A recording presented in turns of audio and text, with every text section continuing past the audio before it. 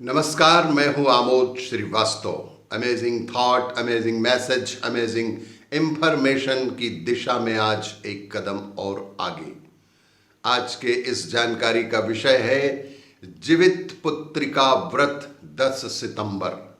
जीवित पुत्रिका व्रत 10 सितंबर।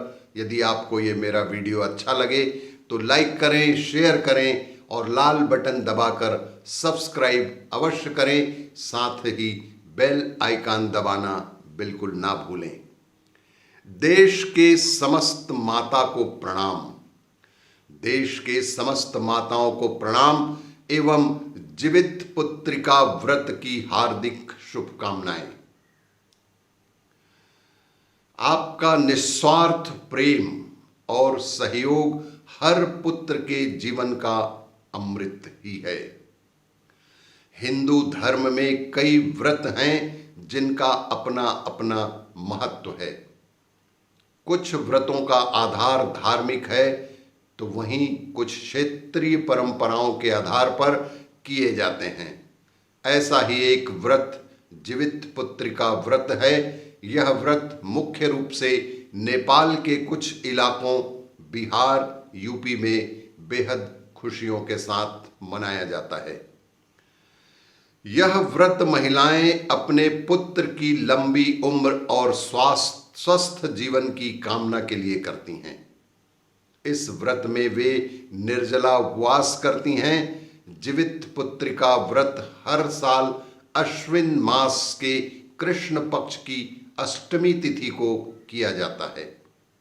वैसे इस व्रत की शुरुआत सप्तमी से नहाए खाए के साथ हो जाती है और नवमी को पारण के साथ इनका समापन किया जाता है। इसे जीवतिया या जितिया व्रत भी कहते हैं। जीवित पुत्रिका व्रत कथा जीवमुत वाहन की कथा से जुड़ी हुई है। संक्षेप में वह कुछ इस प्रकार है। गंधर्वों के राजकुमार का नाम जीमुत वाहन था। वे बड़े उदार और परोपकारी थे। जीमुत वाहन के पिता ने वृद्धावस्था में वानप्रस्थ आश्रम में जाते समय इनको राज सिंहासन पर बैठाया, किंतु इनका मन राजपाट में कभी भी नहीं लगा। इनका मन राजपाट में लगा ही नहीं। वे राज्य का भार अपने भाइयों पर छोड़कर स्वयं वन में पिता की सेवा करने चले गए। वहीं पर उनका मलयवती नामक राजकन्या से विवाह हो गया।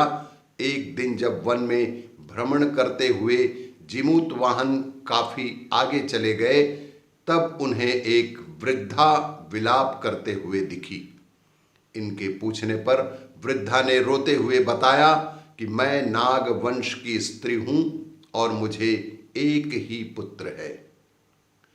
पक्षीराज गरुड़ के समक्ष नागों ने उन्हें प्रतिदिन भक्षण हेतु एक नाग सौंपने की प्रतिज्ञा की हुई है।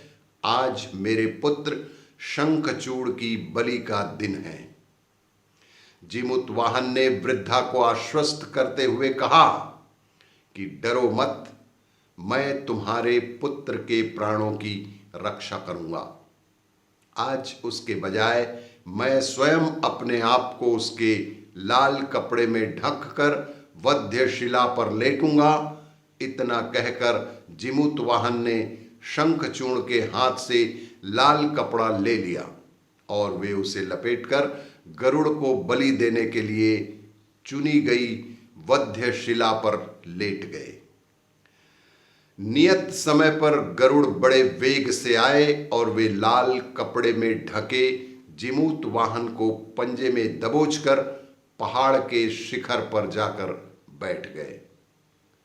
अपने चंगुल में गिरफ्तार प्राणी की आंख में आंसू और मुंह से आह निकलता ना देखकर गरुड़ जी बड़े ही आश्चर्य में पड़ गए। उन्होंने जीमूत वाहन से उनका परिचय पूछा। जीमूत वाहन ने सारा किस्सा कह सुनाया। गरुड़ जी उनकी बहादुरी और दूसरे की प्राण रक्षा करने में स्वयं का बलिदान देने की हिम्मत से बेहद प्रभावित हुए। प्रसन्न होकर गरुड़ जी ने उनको जीवन दान दे दिया। तब नागों की बलि न लेने का वरदान भी दे दिया। इस प्रकार जिमुत वाहन के अदम्य साहस से नाग जाति की रक्षा हुई और तब से पुत्र की सुरक्षा हेतु जिमुत वाहन की पूजा की प्रथा देश में शुरू हो गई। अश्विन कृष्ण अष्टमी के प्रदोष काल में पुत्रवती महिलाएं जिमूत वाहन की पूजा करती हैं। कैलाश पर्वत पर भगवान शंकर माता पार्वती को कथा सुनाते हुए कहते हैं कि अश्विन कृष्ण अष्टमी के दिन उपवास रखकर जो स्त्री सायं प्रदोष काल में जिमूत वाहन की पूजा करती है तथा कथा सुनती है, वह पुत्र पौत्रों का पूर्ण सुख प्राप्त करती है। वह पुत्र पौत्रों का पूर्ण सुख प्राप्त करती है। व्रत का पारण दूसरे दिन अष्टमी तिथि की समाप्ति के पश्चात ही किया जाता है। और भी इसी तरह की जानकारियों के लिए देखते रहिए मेरा वीडियो। लाइक करें, शेयर करें और सब्सक्राइब अवश्य करें। धन्यवाद।